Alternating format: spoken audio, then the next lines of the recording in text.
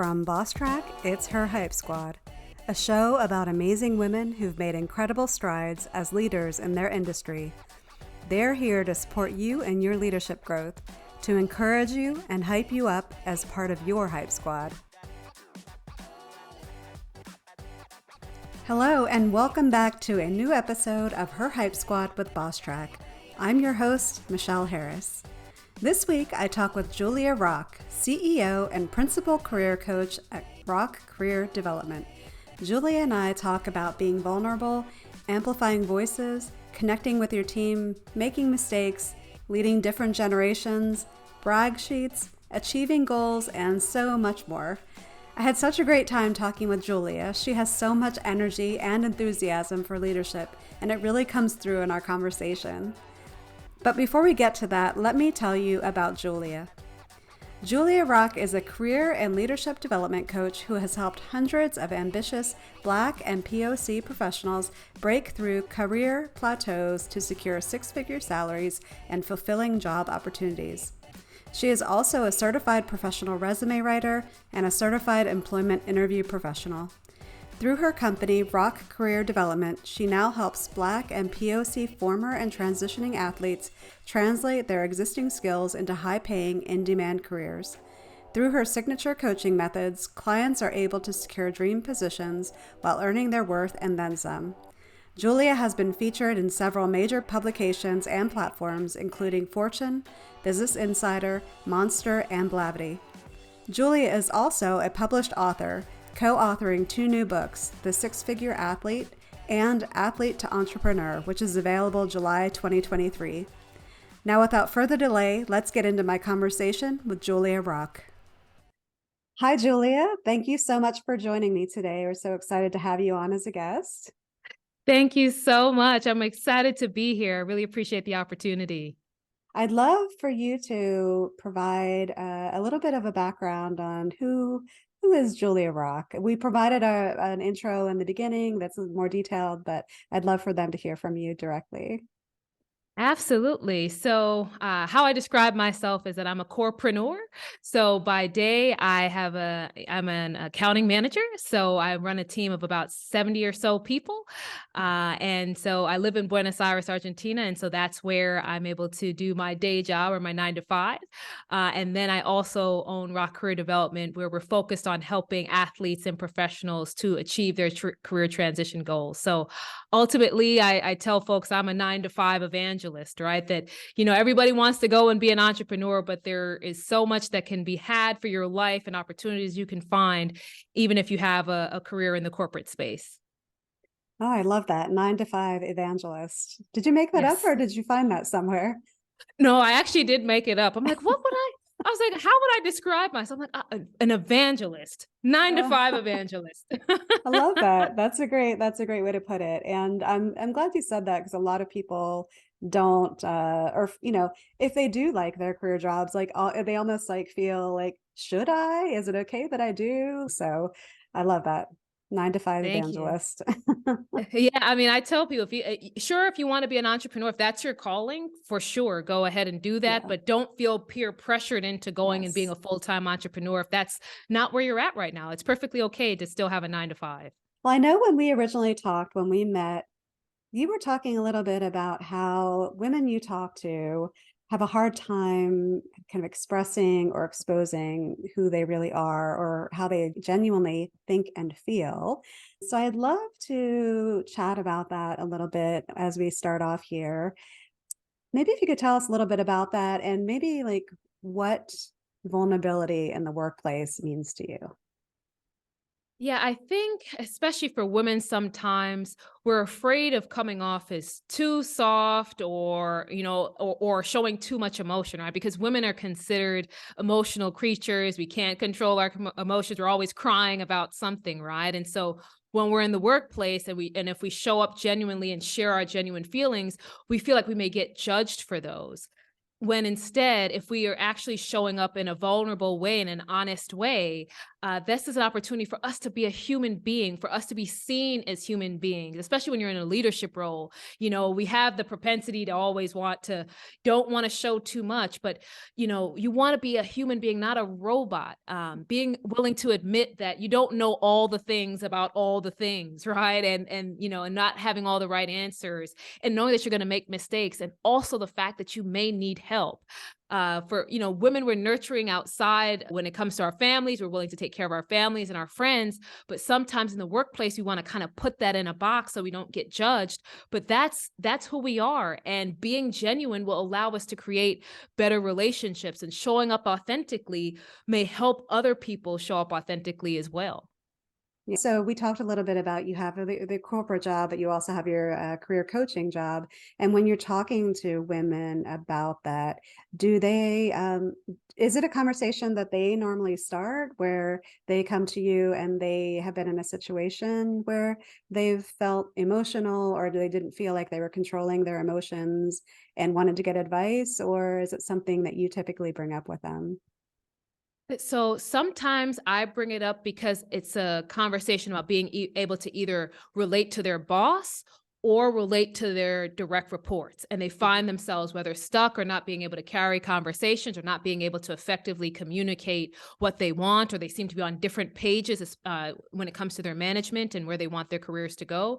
And so I've asked them about, what kind of conversations are you having with your manager? Have you shared that you're unhappy with your role? Have you shared how things are impacting you and what your interests are? And sometimes they said, well, I don't want to seem like I'm complaining.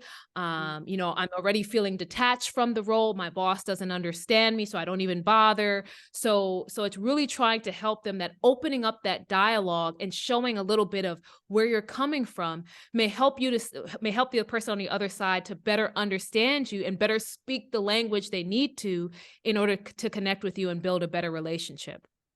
It's so interesting. I have conversations about people, or with people, about this all the time, because it is something that comes up about uh, women feeling like they have to hold themselves back from being their true selves, or asking the questions that they want to ask, or asking for more. And actually today was more of that conversation about asking, being able to ask for more. And it is, we do seem to limit ourselves. We really didn't talk necessarily about gender differences, but do you see it more on, like, when you're talking to women versus men? Absolutely, because what I've seen with men, sometimes they may just need the strategy of how to approach a conversation, and they don't have any issue with just going after that. But sometimes I feel like with some of the women clients, it's about being nervous about how they're going to be perceived when they say something, if they're going to be judged. And then especially when it comes to the asking for more conversation, we're taught to shrink back, right? We're taught to not ask for too much. Don't be too greedy. You don't want to say too much. And so we may not ask for the money we want. We may not ask for the promotion we want. And we're kind of limiting ourselves, where I find that men, they just want to know, okay, what do I need to say, or how do I say it for me to be able to go after what I want? So it's the confidence is there, and the willingness to say what's necessary is there. But sometimes for women, we know that we have the skills, we know that we have the experience, we know that we've delivered already, but for some reason, because society tells us that we may be less than, we should be seen and not heard, right? We're a little bit hesitant into going into these conversations and dominating the way we should. Yes, yes, yes. And I'm curious, you said you lead a team of 70. Do you notice this happening in your 9 to 5? And when you notice somebody kind of holding themselves back, do you approach them, or how do you address that? So I've had so the way that my organization is structured, I have managers that report to me, then supervisors, and then a team of Mhm. analysts and associates. And so, for some of the managers that report to me directly, I have some that are like powerhouses that are, saying what they feel, and then I have had others who haven't said much. And so what I've done is take them to the side and have one-on-one discussions, because I don't want them to feel kind of attacked in a public forum or in a broader group of their peers, right? So it's taking them to the side, and it's, especially if it's a woman, you can have that more kind of relatable conversation, saying, hey, this is your voice needs to be heard. And what I have done is reminded that person of the experience that they have and why their voice is important. And I think Mhm. sometimes we forget that. It's like, you're bringing a lot to the table. If you don't say something, you're robbing the conversation of the richness that it should have, because you're not bringing the perspective that other people don't have. And so that's sometimes how I frame the conversation. It's not just you should speak up more, right? I mean, that's not really tangible, meaningful advice. It's about, here's why your voice is important. And if you have questions about, well, how do I enter the conversation? Here's a way to do it. Here's another idea, piggyback on someone else's point. But this is why I need your voice in the conversation. And we as an organization need your voice in the conversation. Yeah, I couldn't agree more, and I have had those same conversations.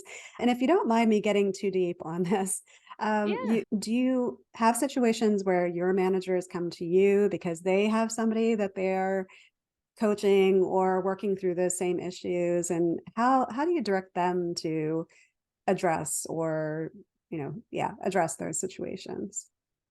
So there's a couple of different ways that I've coached them. One is about empowering the individual, right? Because the person may need a little bit of nudging out the nest, right? So Mhm. letting them drive an initiative, even if it's something small, right? Sometimes if it's that we want to see more of them, I tell them, just bring them, let them present something to me. I don't care what it is, a tool, a widget, a safety minute, but just let them come and speak to me, so that, and maybe we get a small group of folks together to just give them the confidence of, presenting their ideas and being asked questions and having to respond. That way it's more in a safe setting with people who care about their development and are willing to give them candid but caring feedback, and then we can help them develop from there. Also, one of the things that I ask about is there something else going on? It may not always be personality driven. It may just be, hey, something's going on in this person's life, or maybe something has happened that has changed their demeanor. So the question is, how are we engaging that person to make sure, is there something else that we're not seeing? Do they need a different type of support from us right now? Do they need a different type of coaching versus, hey, we need you to do more of this? Is there someplace else we need to meet them? And then I also share with them is just listen, right? So if you've given this person feedback and, let's say you've coached them maybe a couple of different times and you're not seeing that the response you would expect after all that coaching, open up the door for them to figure out, okay, well, what is it, right? So we've talked about this. You said that you've internalized it. You said that what's the roadblock and how can I best help? So I think there's a couple of different ways, helping to empower them, seeing if there's something specific going on in that person's life at that given time, also giving them the airtime to maybe just voice their feelings in a very kind of one-on-one private setting away from their peers. And maybe you can get some more meaningful feedback that way. Yeah. I think you've just given everybody a whole masterclass in communicating as a leader there. Thank you for that. So the benefits of being vulnerability is more than just speaking up and asking for what you want. It's being who you are and opening yourself up to that. Like as a leader, for the people in the audience, or the listeners, we don't have an audience right now. What would you tell, like, what is the benefits of being vulnerable to being a leader? Man, I mean, there's so many benefits, and I'm speaking from a place of personal experience. As a recovering perfectionist, being vulnerable, it eliminates the pressure we place on ourselves to be perfect, because it gives us the space to say, I'm not going to get it right all the time. I'm going to mess up here. I have messed up here. And so we remove that impossible standard from ourselves, and so it allows us to just focus on leading, focus versus just being focused on being perfect in a leadership role, which are two different things. Hmm. It gives ourselves, we're able to give ourselves the grace and the space to be open about our strengths, but also our weaknesses. It's like, hey, this is an area that I know is just not my strong suit. I tell my team all the time that I'm not the tech savvy person with some of these PowerPoints and these sexy graphics and presentations you want to put together. It's not my strong suit. If you guys want to doctor it up, I can put the words to it, but I'm like, that's not my lane. And I think it also humanizes us, as I talked about earlier. People can relate to you when they see you as a human being. Too often, as leaders, we're sitting up on our perch looking down at the peasants below us, right? Versus being able for people to see that you're a real person with feelings who's gone through some of the same things that they've gone through, which allows you to then connect and build trust. And in order for you to have a team that's following you as a leader, you've got to have people that trust you. And they can't trust you if they can't relate to you. And it's unlikely for them to relate to you if you haven't been vulnerable with them. Yeah. Yeah, and you kind of alluded to yourself and the fact that you can be a perfectionist. Can you think of a time, maybe a very specific time in your career, an example of when you didn't allow yourself to be vulnerable and kind of the outcome that that led to? Yeah. My first supervisor assignment, because I was at a plant in Louisiana, didn't know what to expect there. And, when you're a first time supervisor, it's like, man, this is my first time leading a team. I've got to like kill it, right? I can't go in there. I can't show any signs of weakness, right? And so, not knowing what to expect and just being afraid of being judged by my team, and the fact that I had older people who were working for me, I was really not okay being vulnerable at first. And I found it very difficult, just being honest, for the team to really connect with me. I felt like they didn't feel like they could get to know me, and vice versa, because I was the one sitting in my office doing my work, and I was there to answer questions, but I really wasn't showing any sort of emotion or connecting, and just showing more about myself and who I was. And then at a certain point, I'm a big sneakerhead. So at a certain point, I started wearing my sneakers to work, which started conversations with my teams. They're like, "How many pairs of sneakers do you have?" And so it started sparking conversations. And then for some of the older employees that worked for me, I started leaning on them for help. Like, "Hey, I don't get this. I don't get this. I don't understand this. Need your help." And they were willing to talk me through issues and coach me through things that I hadn't seen before. And I saw the difference in the dynamic that I had with the team when I was willing to open up to them. And so that's the advice I would have for, especially for first time leaders. I know you've got that kind of chip on your shoulder, like, I'm going to go in there and kill it. I'm going to show them that I can do this. And that's all well and good. But in order for people to want to work for you, you've got to show them that you're willing to understand them and meet them where they are, and that you need their help, that you don't know everything, and that you're willing to listen to them. That will make a huge difference. Yeah.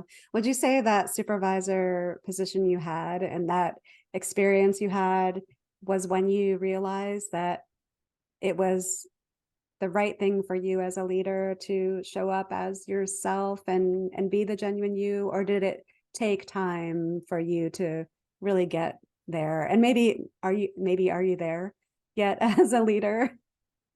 So that's the funny thing that I'll say, is that I think you get to a certain point with with leadership where you hit different milestones. So I think in that supervisor role, I was able to get that shift. But then when you get into another level of leadership, I feel like it starts all over again. So even in this role that I'm in, when I first got here, it's like it's a different country, it's a different culture. They speak a different language outside of the office. There's all this new. And I'm the only Black person now in an organization of about 1,200. And I think when I first got there was two of us, right? So there was a lot of pressure that I was putting on myself to, deliver, right? And so, but that prevented me from being vulnerable. And I'll be honest with you, one of my direct reports, as I finally started opening up more to them, she took me to the side in one of our one-on-ones and said, Julie, I really appreciate the fact that you're connecting with us and sharing more with us candidly. She's like, when you first got into this role, I felt like you weren't always saying everything. And she's like, now that we are having more kind of deeper conversations, she's like, I feel like I can get your real perspective. And that has made a difference for me in my role. And that was a huge, huge win for me. And so what I'll say is, when it comes to leadership, you continue to go through that shift, I think. I feel like sometimes you reset depending on what level of leadership you go to, but let that be your North Star, is to be willing to be vulnerable and open with your team. Yeah. Yeah. I can imagine moving into a new position to you're working with different people and you're not quite sure how to interact with people. And I mean, even though you want to be your genuine self, you need to understand like The how you're going to dynamics. work. Yeah, exactly. Exactly. I, I mean, if you don't mind, I want to go back to it's just mind blowing that you're the one of two Black people in an organization of 1,200 people. How I mean, does that stay in your mind every day when you go to work, or how do you work with that in your mind, or does it not become an issue? So when I first got here, I was like, whoa, okay, there are not many of us. But then I had to realize that I was moving into a different culture, right? So I live in Argentina. The population of folks, it's going to be Argentinian. And so it kind of was a culture shock when I first got here, but then I had to understand that part of me being here was for me to immerse myself in a different culture. So what I made that mindset shift is like, I'm immersing myself in a different culture. So it's okay that I'm not seeing, people who look like me everywhere. Because if I had people that went to Barbados where my family lives, it's, primarily Black people there, right? So someone else of a different Mhm. culture would feel something similar. And so it was that mindset shift for sure that has helped me to not focus on the fact that they're not that many, because it's like, hey, this is a completely different environment. And this is a learning opportunity to see, how do I navigate in a space where I really don't have that same kind of network of people that I would have had back in the US in the home office. Mhm. And do you have networks that you have outside of work where you kind of maintain relationships? I mean, you moved from the US, right? You're originally from the Yes. US.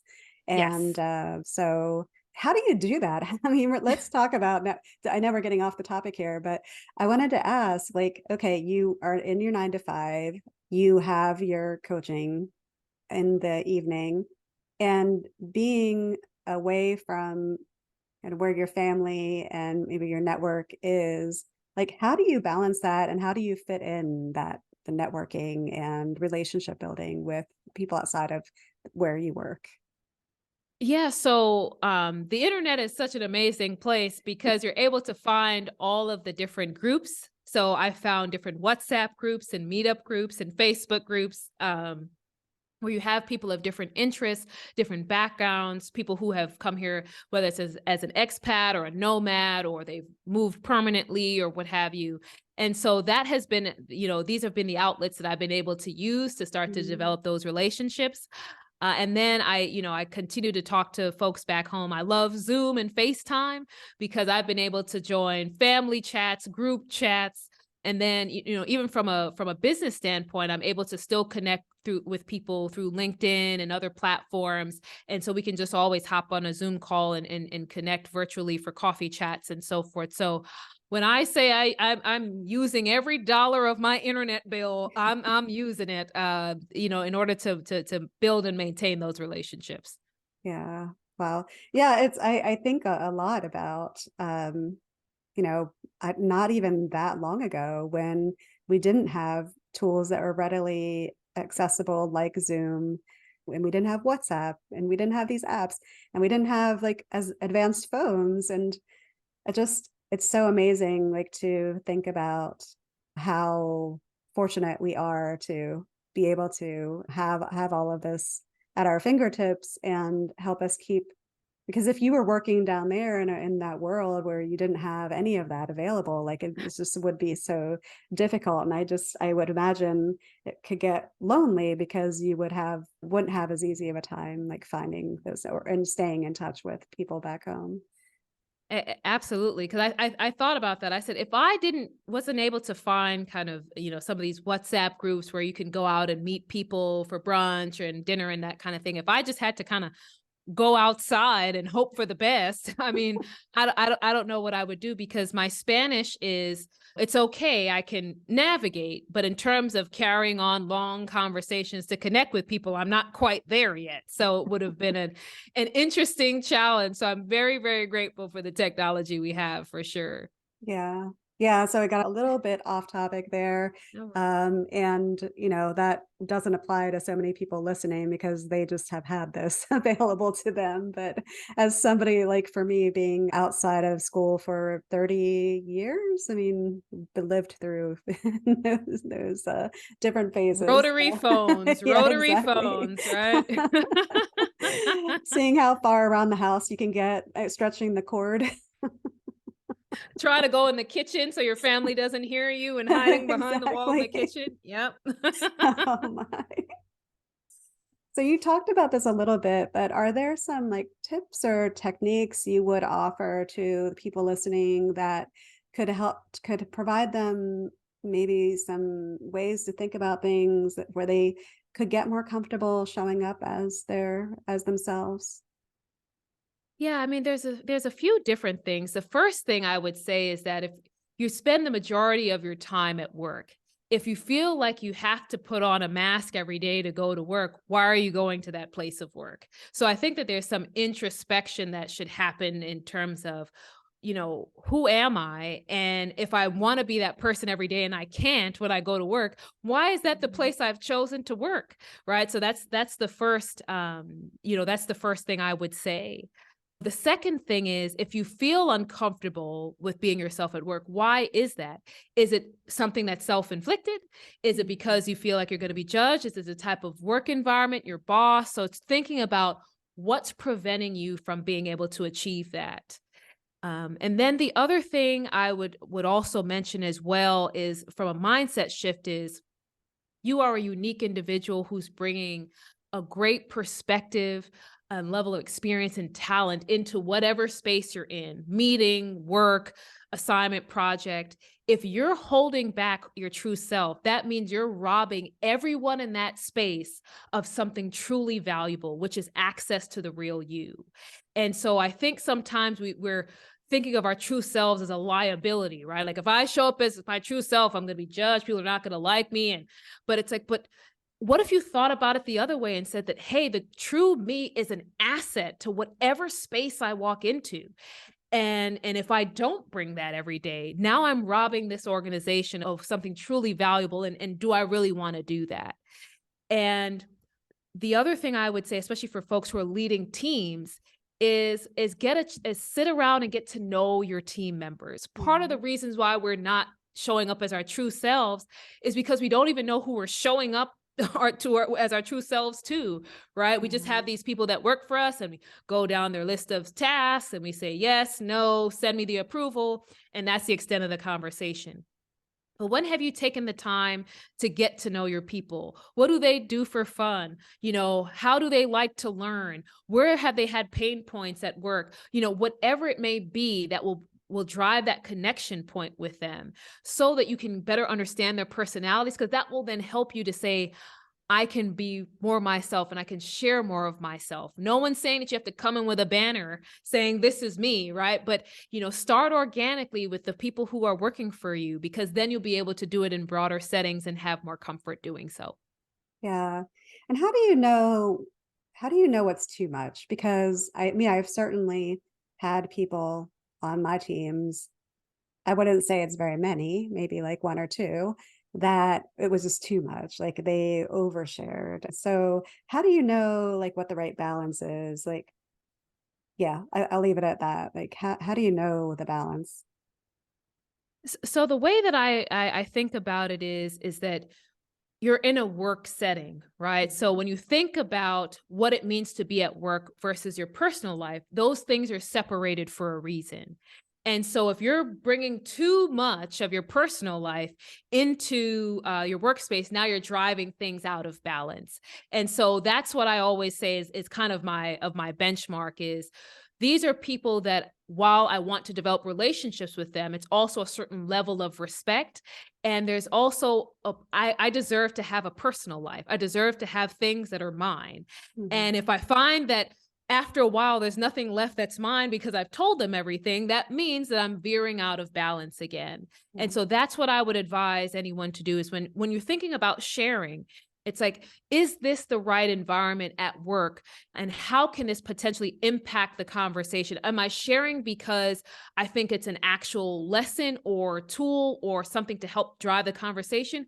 Or am I just venting? Right. Or am I just, sharing because my husband did this at home and my kids are doing this at home and life's a mess. Right. It's like, but the question is, are you trying to actually drive the conversation in a discussion, or is it used as a tool to help advance a conversation? So I would think about it this way. What's that balance? Am I going outside of what should be private at home? But also, what am I sharing this for? Is it to drive the relationship, or am I just sharing for the sake of sharing? Yeah. That's great advice. Thank you. I don't actually think that I've put a lot of thought into that. So I appreciate that perspective. Because it is a hard balance, because when you tell people you need to open up and share who you are. And especially when you're talking with younger people on your team, and they might not necessarily know that right balance, and then they're like, oh, I'm going to share everything. Yeah, I guess that's part of being a leader, is okay, giving that feedback, like maybe those are the things that you leave at home, and these are the things. It's kind of like a developmental opportunity. Absolutely, because, thinking about the younger generation today, they share everything about themselves because they're the social media generation. And while that works maybe amongst their peers, but you have to think about when you're trying to run an organization, lead an organization, you also want to make sure that you're cultivating the right level of respect, and you don't want to create distractions towards the goals you're trying to achieve. And if people are sharing everything about everything, that's then driving distractions from you being able to achieve objectives. And so that's part of Yeah. that feedback that you may be able to share with that employee, is that I am excited about your personality. And there's nothing wrong with having a bright personality, but there's a difference between having a bright, outgoing personality and then TMI. Those are Yeah. two different things, right? And so when you're able to help them understand that the TMI is driving the distraction, which is preventing the team from achieving the goals, then I think it helps to change the perception as like, oh, this person is just trying to hold me back. They're trying to stifle me. They're trying to, put me, cover my light. But it's like, no, this is the actual impact of what you're doing on the team. And so when they have that context, I think it creates a different conversation. Yeah. So you were talking earlier about uh, being able to share, speaking up. Like, I was thinking, like, that just requires a level of confidence. And I know, like, having that confidence to, it's kind of like an underlying thing. Like, okay, you can tell somebody they need to be vulnerable, but then they also have to be confident in who they are.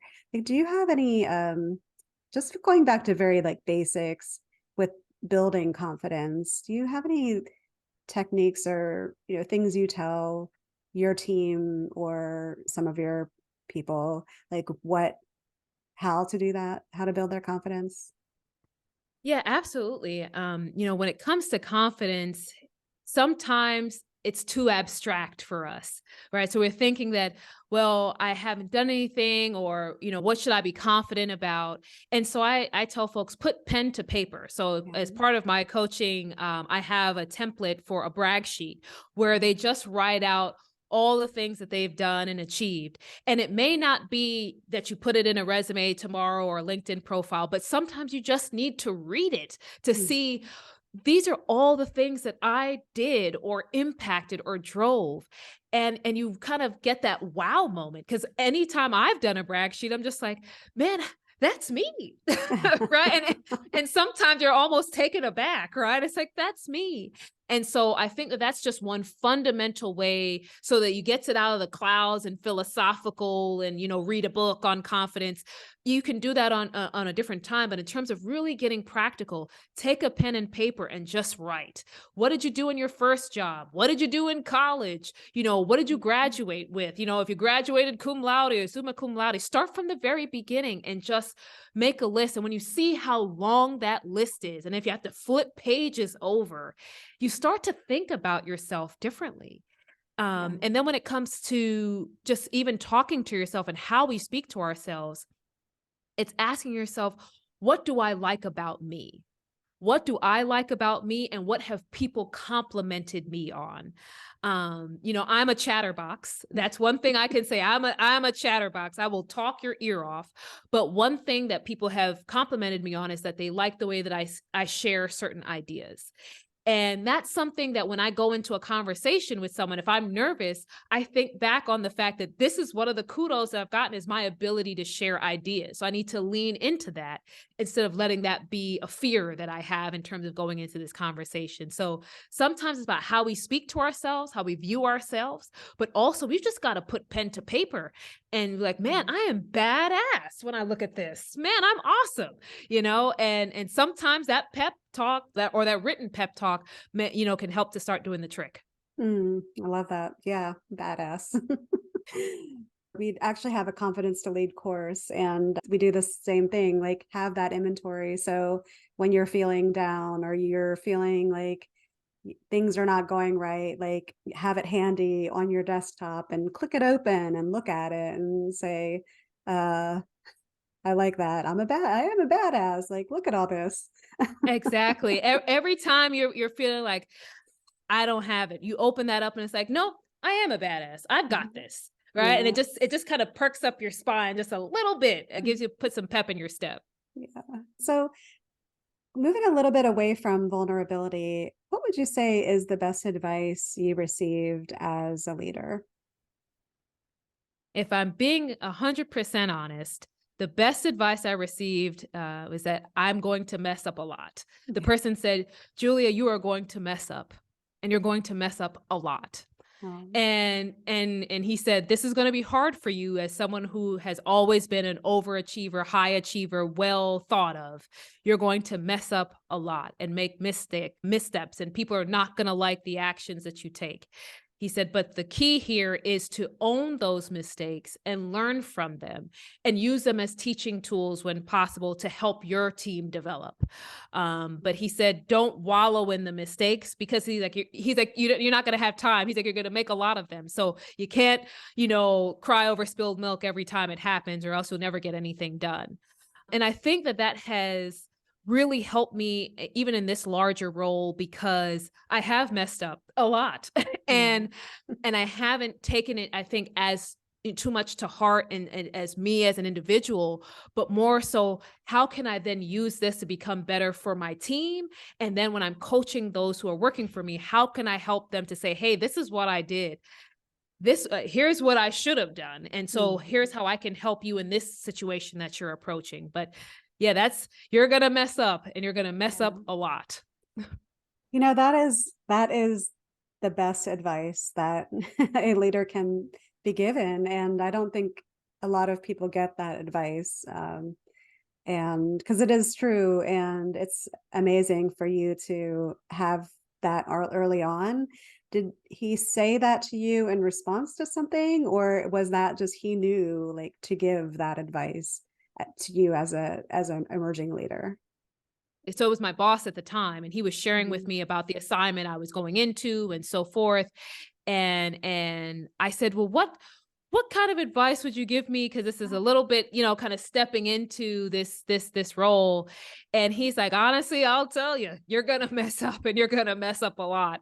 And because he had seen my performance, because we had worked together in another group as well. So he knew I was someone who took pride in her work and so forth. And so he was trying to bring it home to me that you can't always hold yourself up here, because if it doesn't happen, you can't beat yourself up about it, because you have people that are looking to you for leadership. And so if you're wallowing in the fact that you made a mistake, your team still needs you. So so I had asked really for his advice, and that's kind of what he led with. Oh, that's amazing. That's amazing. And this might be the same answer, but when you started out as a leader, what did you maybe learn later on that you really wish you would have known when you started out? Well, one, I'm going to mess up, and I'm going to mess up a lot. That's the first lead in. But also that The folks who are working for you who may be older, those are assets. Those folks are assets on your Mhm. team. You don't have to be afraid, right? Because I remember kind of getting into that first supervisor role and being nervous about how to navigate that relationship because I thought they would be judging me like, oh, what's this younger person now being my boss? I probably make more than them, right? And so I psyched myself out about having folks who were older than me working for me. And I was just like, man, if I had known right then, it's like these folks are assets. If you can get these folks on your side, I mean, it's huge. They know all the things. They know where all the bodies are buried. I mean, they literally know everything. And so if I had thought about that, I could have probably saved myself months of time in that first supervisor role until it finally started to click that, hey, this person knows what I need to know. I need to be their best friend versus trying to just not approaching the relationship with confidence. I was always kind of tiptoeing around them versus Yeah. kind of leaning into that relationship because I mean, it made a huge difference. When I realized how much value I was missing out on, for lack of a Yeah. better word. Yeah, thank you for sharing that. And I just want to piggyback on that just to kind of reiterate that whole idea of, your older people on your team are going to be assets because they know things. And especially when you're starting out, you want them to be your allies. And because I had a situation where I went into an organization that had spun off from a public company. And I was a newish manager. It was in a larger setting, I would say, than where I'd typically been. And if you can imagine, I don't know, but when you spin off, you maybe get some systems that you take along with you. You get Mhm. some of the people, and it essentially becomes a mess. Like you're basically starting all over. So I had a great team, but I brought in he was a temporary employee actually to kind of help with some projects, and he was older. He had actually retired and he just wanted to kind of make some additional income. Didn't want to be working past the 40 hours. He was in that mode. And yeah, he was amazing. Like he's say like all the processes and procedures we were missing, he put in place. And he was, in a situation where if he saw something that needed to be resolved, he would come and bring it to me. And then he would go off and like figure out the people that needed to help fix it and get me. And so, you See, did. you see? Yeah, I needed to say that because yeah, I wanted to provide like a real story. Like there's so much you can learn from them. And I don't know if you read about it or if you have it in your organization, but reverse mentorship where, not only can the older people mentor the young people that are coming in, but the older people are learning from the younger people. So if you're younger and you can be looking at it from that perspective, like you have a lot to offer them as well, and they can be learning from you and not to be intimidated by all the knowledge. Absolutely. And on that team I had in Baton Rouge, we had an older gentleman on the team and he knew, like you said, a lot of the policies and procedures, but a lot of the newer kind of systems and technologies and so forth were not his strong suit. And what Yeah. I saw was that one of my younger analysts, would go in his office and show him how to do certain things. And then in the reverse, where do we find this or who do we talk to about this? The older gentleman, he knew exactly what to go through and where to look. And he's like, oh, no, don't do it that way. Or don't talk to this person. It's going to take you too long. Talk to this person over here. And it's like, thanks. I wouldn't have known that. And so seeing that real time. And then one other situation I'll mention is that I had a very difficult personnel situation, unlike anything that my boss had seen or the HR person had seen to date. And I was just not sure how to handle it. And actually, one of the older resources I had, because she had been there so long, 30 years, she and I were able to have a very confidential conversation, not giving all the details, maintaining the employee's privacy, but kind of sharing high level.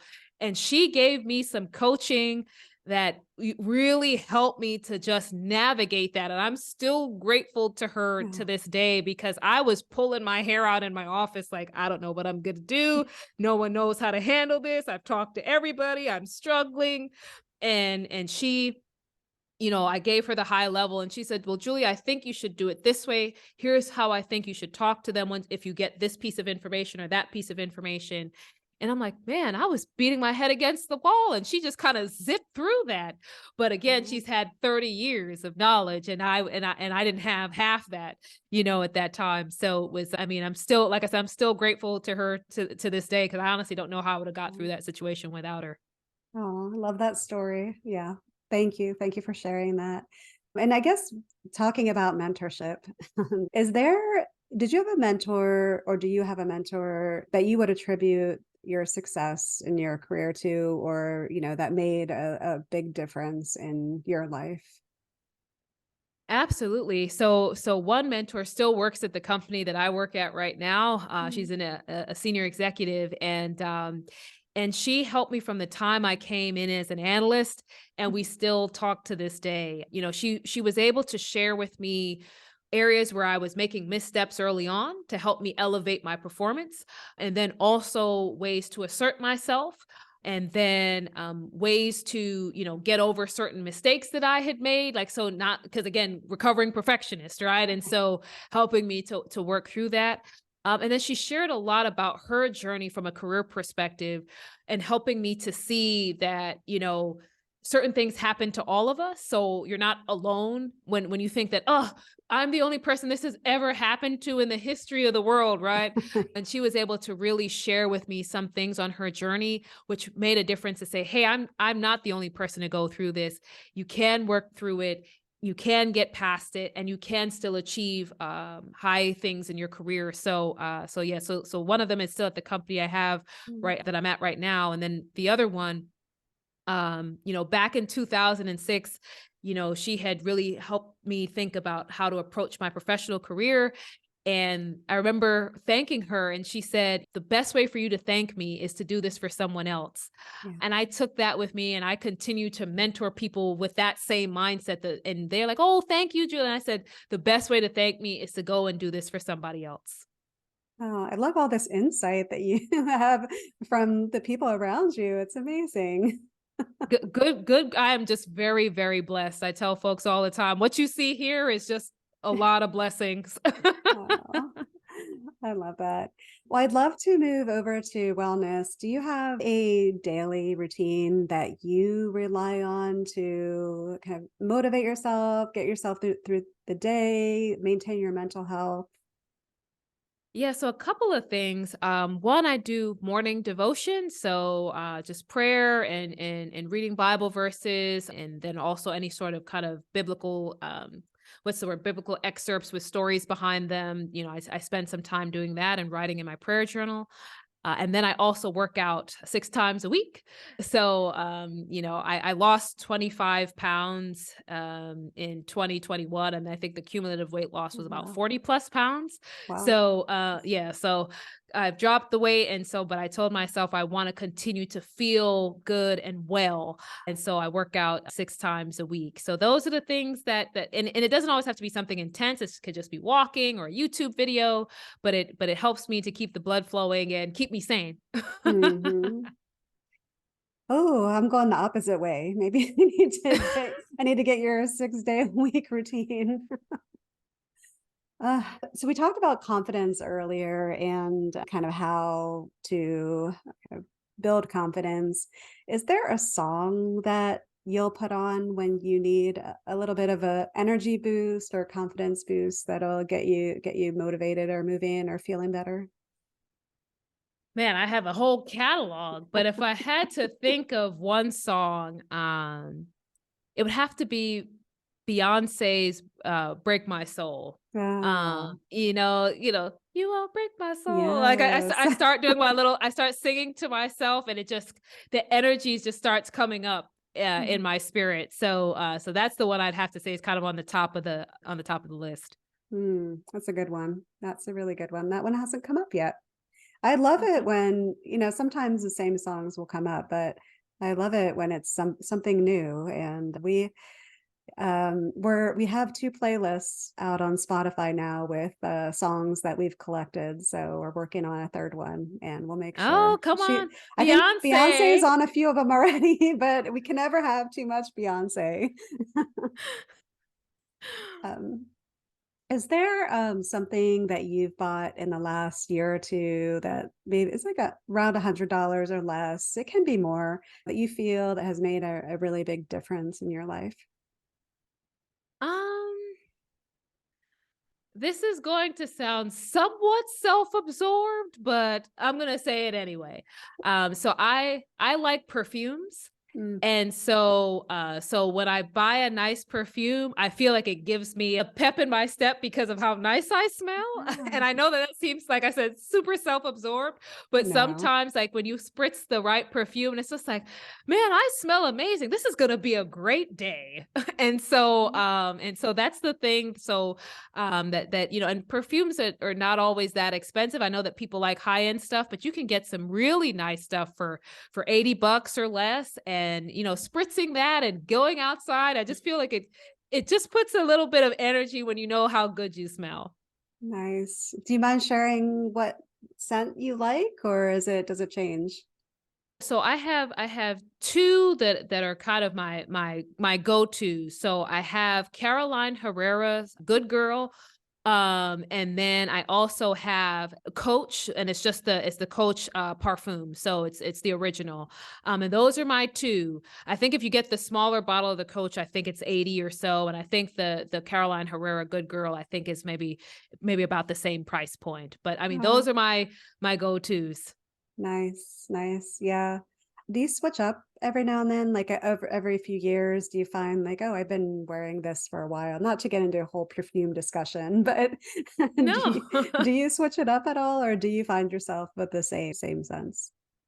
So there's some that are like my go-tos, but I definitely switch it up because sometimes I'm in my kind of powdery floral scents, and then I'm Mm, into my deeper, richer, warmer scents. So right now, I've got one that's from Dior that I feel like is a little bit kind of richer and darker in scent. yeah. And then I have a Burberry one that's a lot lighter and more a powdery kind of a fresh scent. So I go back and forth depending on how I'm feeling at that particular season. But I also just like to, give my nose something different, Yeah. I think, to try that out. But yeah, so I switch it up every now and again just to go with my moods. Yeah, I like that. I asked because I feel like I've been stuck with the same scent, I think, for years. So maybe I need to kind of rethink that and make my way around Sephora, smelling some of the different perfumes, try something new.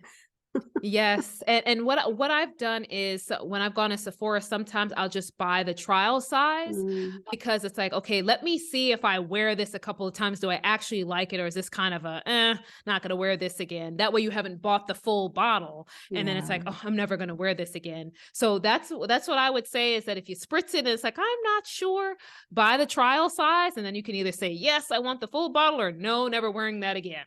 yeah. That's good advice too, because I think you can smell it at the store, but it settles into your skin differently. And I think your chemistry can have a lot of effect on how it ends up smelling. So okay, that's our perfume Perfume tutorial for discussion. the day.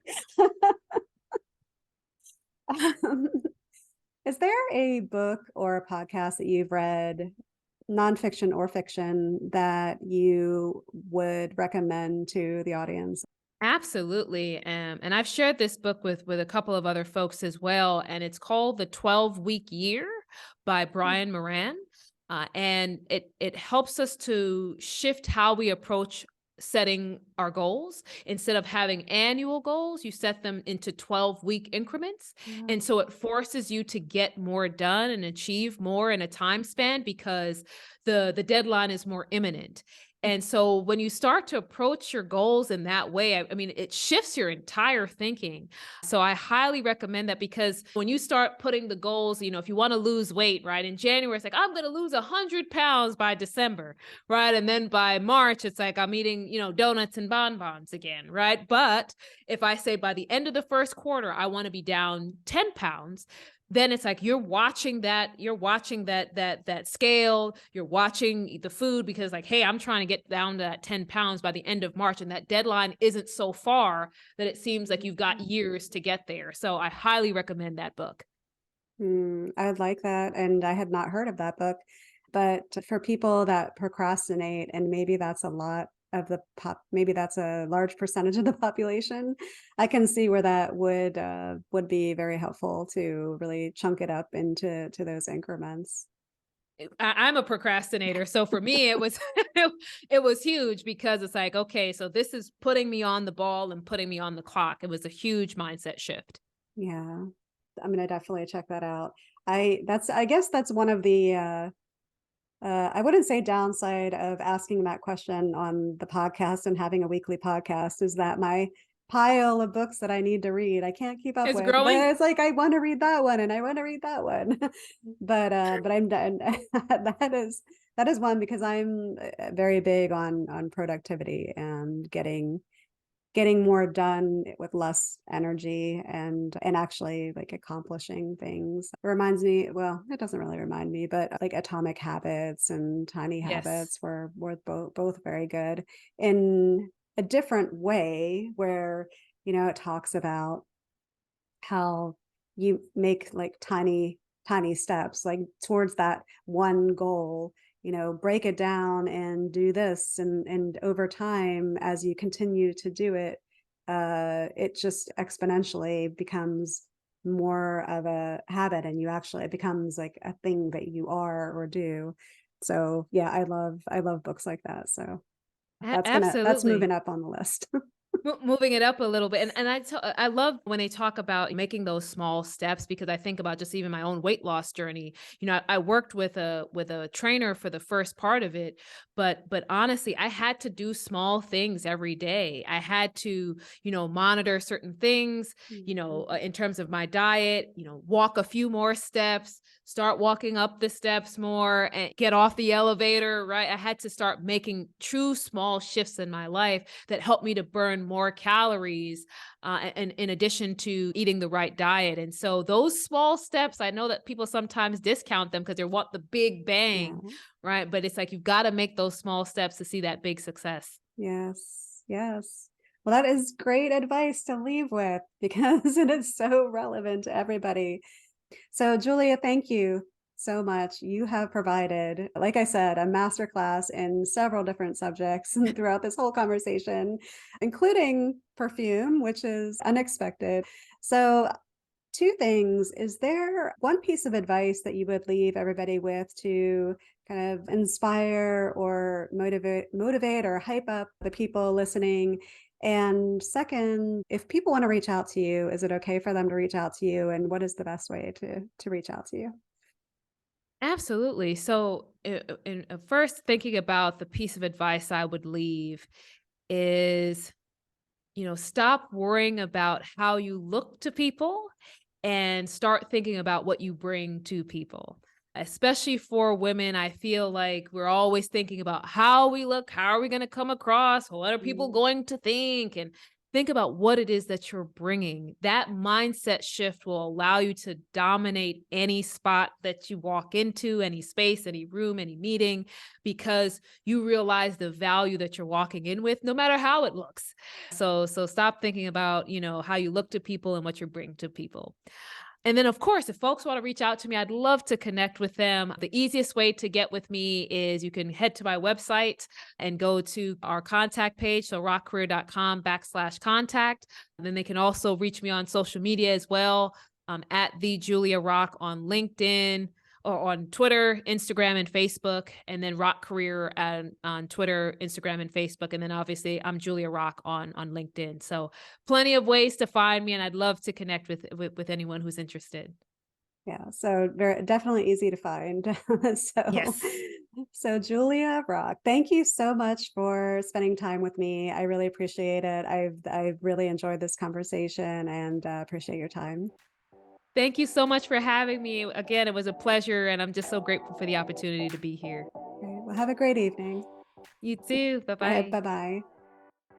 Hi, everyone. This is Michelle again. If you enjoyed this conversation, hit subscribe so you don't miss out on our weekly episodes. And if you're really feeling it, please leave a review. We'd love to have your support. You can also subscribe to our weekly newsletter where we share things we're excited about, things we found funny or inspiring, and must-read leadership videos and articles we came across that week. You can subscribe by going to www.thebosstrack.com/weeklyjoy. That's www.thebosstrack.com/weeklyjoy. Drop in your email and you'll get the very next one. Thanks for listening.